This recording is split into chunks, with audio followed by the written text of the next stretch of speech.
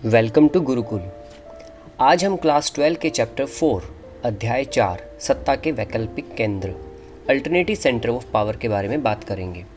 तो हम देखते हैं कि पिछले जैसे कि हमने चैप्टरों में पढ़ा, शीत युद्ध खत्म हो चुका होता है, दो ध्रुवीयता का अंत हो जाता है और अमेरिका का वर्चस्व होता है पूरे विश्व पर। अब आगे होता है सत्ता के वैकल्पिक केंद्र, अर्थात क्या अमेरिका ही पूरे विश्व में सुपर पावर है या इसके अलावा कोई और भी है। तो इस चैप्टर में हम 3 पावर के बारे में बात करेंगे। तो सत्ता के वैकल्पिक केंद्र में हम पढ़ेंगे यूरोपीय संघ, आसियान और चीन के बारे में। तो इससे पहले हम ये जान लेते हैं, एक बहुत ही 1 नंबर और 3 नंबर का क्वेश्चन बहुत ज़्यादा देखा गया है हर बार एग्जाम्स में कि मार्शल योजना किसे कहते हैं। तो अमेरिका ने यूरोप की अर्थव्यवस्था के पुनर्गठन के लिए बहुत मदद की थी, तो इसे मार्शल योजना के नाम से जाना जाता है। 1948 में मार्शल योजना के तहत यूरोपीय आर्थिक सहयोग संगठन की स्थापना की गई, जिसके माध्यम से पश्चिमी यूरोप के देशों को आर्थिक मदद की गई। 1975 में 6 देश फ्रांस, पश्चिमी जर्मनी, इटली, बेल्जियम, नीदरलैंड और लग्जमबर्ग ने रोम संधि के माध्यम से यूरोपीय आर्थिक समुदाय EEC और यूरोपीय एटमी ऊर्जा का समुदाय का गठन किया। जून 1979 में यूरोपीय पार्लियामेंट के गठन के बाद यूरोपीय आर्थिक समुदाय ने राजनीतिक स्वरूप लेना शुरू कर दिया था। फरवरी 1992 में maastricht संधि के साथ यूरोपीय संघ का गठन हुआ। अब हम जानते हैं यूरोपीय संघ के बारे में। यूरोपीय संघ EU भी कहते हैं इसे हम शॉर्ट फॉर्म में। द्वितीय विश्व युद्ध की समाप्ति के बाद यूरोप की स्थिति को लेकर कई यूरोपीय नेता दुविधा में थे। द्वितीय विश्व युद्ध ने उस संरचना को तोड़ दिया जिस पर यूरोपीय राज्यों ने अपने संबंधों को आधारित किया था। शीत युद्ध ने 1945 के बाद यूरोप के एकीकरण का समर्थन किया। यूरोपीय अर्थव्यवस्था को मार्शल प्लान के तहत USA द्वारा व्यापक वित्तीय सहायता से पुनर्जीवित किया गया। यूरोपीय आर्थिक सहयोग संगठन OEEC की स्थापना 1948 में पश्चिमी यूरोपीय राज्यों को चैनल सहायता के लिए की गई थी। राजनीतिक सहयोग में एक और कदम आगे 1949 में यूरोप की परिषद की स्थापना की थी। USSR के विघटन ने 1992 में यूरोपीय संघ के गठन का नेतृत्व किया, जिसने एक आम विदेशी और सुरक्षा नीति न्याय पर सहयोग और एकल मुद्रा के निर्माण की नींव रखी। यूरोपीय संघ का आर्थिक, राजनीतिक और सैन्य प्रभाव था। आर्थिक रूप से यूरोपीय संघ दुनिया की सबसे बड़ी अर्थव्यवस्था है। राजनीतिक और राजनयिक आधार पर ब्रिटेन और फ्रांस यूरोपीय संघ के 2 संयुक्त राष्ट्र सुरक्षा परिषद के स्थायी सदस्य भी है। यूरोप क्यों इम्पोर्टेंट है? यूरोप इसलिए इम्पोर्टेंट है क्योंकि यूरोप के जो 2 देश है वो राष्ट्रीय सुरक्षा परिषद के स्थायी सदस्य है। राष्ट्रीय सुरक्षा स्थायी परिषद के 5 मेन सदस्य होते हैं जो फिक्स है, परमानेंट है, जिन्हें चेंज नहीं किया जा सकता। क्या है ये राष्ट्रीय सुरक्षा परिषद? इसका अर्थ ये होता है कि UNO ने क्या कर रखा है, एक अपनी सुरक्षा परिषद बना रखी है।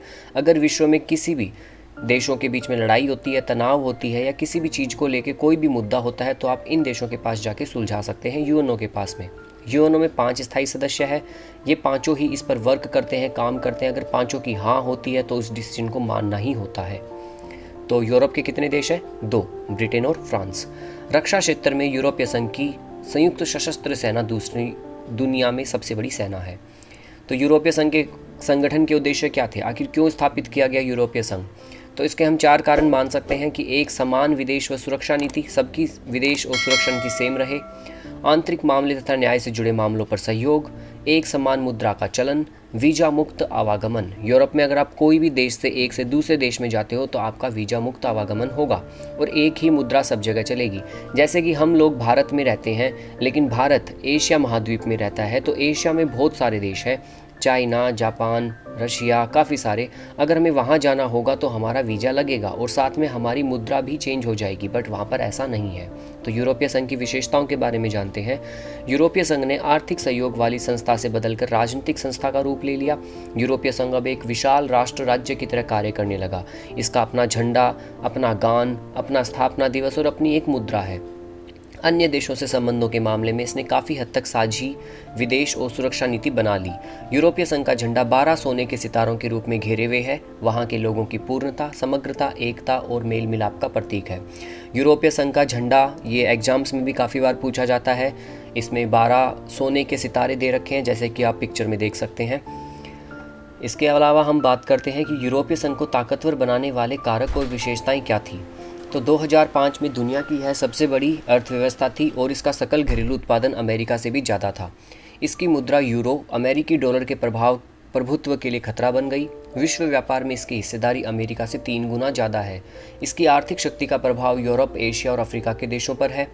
यह विश्व व्यापार संगठन के अंदर एक महत्वपूर्ण समूह के रूप में कार्य करता है। यूरोपीय संघ का सदस्य देश फ्रांस परमाणु शक्ति संपन्न देश है। इसका एक सदस्य देश फ्रांस सुरक्षा परिषद का स्थायी सदस्य भी है। इसके चलते यूरोपीय संघ अमेरिका समेत सभी राष्ट्रों की नीति को प्रभावित करता है। अब हम इसकी कमजोरी देखते हैं यूरोपीय संघ की। इसके सदस्य देशों की अपनी विदेश और रक्षा नीति है, जो कई एक बार एक दूसरे के खिलाफ हो जाते हैं, जैसे इराक पर हमले के मामले में। यूरोप के कुछ हिस्सों में यूरो मुद्रा को लागू करने को नाराजगी है। डेनमार्क और स्वीडन ने भी मॉस्ट्रिट संधि और साझी यूरोपीय मुद्रा यूरो को मानने का विरोध कर दिया था। यूरोपीय संघ के कई सदस्य देश अमेरिकी गठबंधन में थे। ब्रिटेन यूरोपीय जून 2016 में एक जनमत संग्रह के द्वारा अलग हो गया। तो हम ये देख सकते हैं कि यूरोपीय संघ की क्या विशेषताएं हैं, क्या कमजोरियां हैं, कैसे बना, इसका क्या इतिहास रहा। तो गाइज, सबसे ज़्यादा क्वेश्चंस आते हैं यूरोपीय संघ से, तो आप इसको अच्छे से पढ़ लीजिए, नोट्स कर लीजिए। अब हम दूसरा, जो मैंने लेक्चर के स्टार्ट में बताया था, दूसरा सत्ता का वैकल्पिक केंद्र है आसियान। इसे हम हिंदी में दक्षिण पूर्वी एशियाई राष्ट्रों का संगठन कह सकते हैं। 1967 के अंदर 5 देशों ने मिलकर आसियान की स्थापना की थी: इंडोनेशिया, मलेशिया, फिलीपींस, सिंगापुर और थाईलैंड। इन्होंने बैंकॉक घोषणा पत्र पर हस्ताक्षर किए थे। बाद में इसमें और भी देश मिल गए, तो इनकी सदस्य संख्या हो चुकी है 10, जिसमें Brunei, Darussalam, Vietnam, Laos, Myanmar, Cambodia. ASEAN का उद्देश्य क्या है? आर्थिक विकास को तेज करना, सांस्कृतिक सामाजिक विकास हासिल करना, संयुक्त राष्ट्र संघ के नियम और कानूनों को पालन करना, क्षेत्रीय शांति को बढ़ावा देना। आसियान की शैली कैसी रही है? तो अनौपचारिक, टकराव रहित रही है, सहयोगात्मक मेल मिलाप का नया उदाहरण पेश करती है। आसियान की उपयोगिता और प्रासंगिकता के बारे में बात करते हैं। आसियान की मौजूदा आर्थिक शक्ति खास तौर से भारत और चीन जैसे तेजी से विकसित होने वाली एशियाई देशों के साथ व्यापार और निवेश के मामले में प्रदर्शित होती है। आसियान ने निवेश, श्रम और सेवाओं के मामले में मुक्त व्यापार क्षेत्र बनाने पर भी ध्यान दिया है। अमेरिका तथा चीन ने भी मुक्त व्यापार क्षेत्र बनाने में रुचि दिखाई है। 1991 के बाद भारत ने पूर्व की ओर देखो की नीति अपनाई है। भारत ने आसियान के 2 सदस्य देशों सिंगापुर और थाईलैंड के साथ मुक्त व्यापार का समझौता किया है। भारत आसियान के साथ भी मुक्त व्यापार संधि करने का प्रयास कर रहा है। आसियान की असली ताकत अपने सदस्य देश, सहभागी सदस्य और बाकी गैर क्षेत्रीय संगठनों के बीच निरंतर संवाद और परामर्श करने की नीति में रहा है। तो आइए अब हम देखते हैं सत्ता के वैकल्पिक केंद्र के तीसरे पॉइंट का, जो है चीन, चाइना। तो चीन, आपको पता होना चाहिए, चीन 1949 की क्रांति के द्वारा चीन में साम्यवादी शासन की स्थापना हुई। शुरू में साम्यवादी अर्थव्यवस्था को अपनाया गया था, लेकिन इसको कारण चीन को 3 समस्याओं का सामना करना पड़ा। अर्थात भारत 1947 में आज़ाद हुआ था ब्रिटिशों से, तो भारत ने कौन सी व्यवस्था अपनाई थी? भारत ने अपनाई थी लोकतांत्रिक व्यवस्था। मतलब यहाँ पर सब कुछ लोगों के द्वारा चलेगा, जो लोग सरकार चुनेंगे, जो लोग कहेंगे वही होगा, जनता का शासन होगा। लेकिन चाइना में साम्यवादी शासन था। साम्यवादी शासन अपनाने से चाइना को 3 समस्याओं का सामना करना पड़ा। चीन ने समाजवादी मॉडल खड़ा करने के लिए विशाल औद्योगिक अर्थव्यवस्था का लक्ष्य रखा था, और इस उद्योग को प्राप्त करने के लिए उसने अपने सारे संसाधनों को उद्योग में लगा दिया। चीन अपने नागरिकों को रोजगार, स्वास्थ्य सुविधाएं और सामाजिक कल्याण योजनाओं को लाभ देने के मामले में भी आगे निकल गया, लेकिन बढ़ती जनसंख्या के विकास ने बाधा उत्पन्न कर दी। आपको पता है कि चाइना की विश्व में सबसे ज़्यादा जनसंख्या है। दूसरे नंबर पे भारत। कृषि परंपरागत तरीकों पर आधारित होने के कारण वहाँ के उद्योगों की ज़रूरतों को पूरा नहीं कर पा रही थी। मतलब वहाँ पर ज़्यादातर जो भी उद्योग थे सारे किस पे डिपेंड थे? कृषि पर। तो चीन में सुधारों की पहल शुरू हुई। चीन ने 1972 में अमेरिका से संबंध बनाकर राजनीतिक और आर्थिक एकांतवास को ख़त्म किया। 1973 में प्रधानमंत्री चाउ एन लाय ने कृषि, उद्योग, सेवा और विज्ञान प्रौद्योगिकी के क्षेत्र में आधुनिकीकरण के 4 प्रस्ताव रखे। 1978 में तत्कालीन नेता देंग श्याओपेंग ने चीन में आर्थिक सुधारों और खुले द्वार की नीति की घोषणा की। 1982 में खेती का निजीकरण किया गया। 1998 में उद्योगों का निजीकरण हुआ। इसके साथ ही चीन ने विशेष आर्थिक क्षेत्र सेज की स्थापना की। गाइज, मैं आपको एक बात बताना चाहता हूँ कि सेज, SEZ, इसे स्पेशल इकोनॉमिक जोन कहते हैं। हिंदी में हम विशेष आर्थिक क्षेत्र कहते हैं। यह बहुत ही इंपॉर्टेंट क्वेश्चन है, 1 नंबर का, बहुत बार पूछा गया एग्जाम्स में, तो आप नोट डाउन जरूर कर लीजिए। Says, SEZ, says. और चीन ने 2001 में विश्व व्यापार संगठन में शामिल हो गया। इस तरह दूसरे देशों के लिए अपनी अर्थव्यवस्था खोलने की दिशा में चीन ने एक कदम बढ़ाया।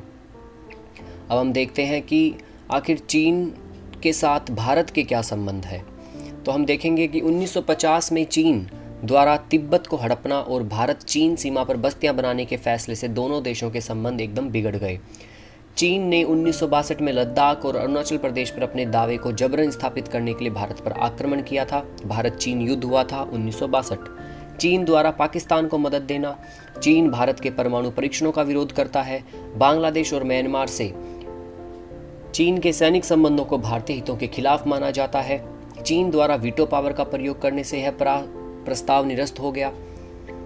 वर्ष 2007 के भूटान के भूभाग परंतु भारत के लिए सामरिक रूप से अत्यंत महत्वपूर्ण डोकलाम पर आधिपत्य के दावे को लेकर दोनों देशों के मध्य लंबा विवाद चला, जिससे दोनों देशों के मध्य संबंध तनावपूर्ण हो गए। तो गाइज, ये चैप्टर का पूरा रिव्यू था। जो नेक्स्ट मेरे वीडियो होंगे वो मैं आपको जितने भी अभी तक चैप्टर किए हैं उन सभी के हम क्वेश्चन आंसर के ऊपर डिस्कस करेंगे। तो मिलते हैं अगले वीडियो में। चैनल को सब्सक्राइब करना ना भूलें। Thank you so much.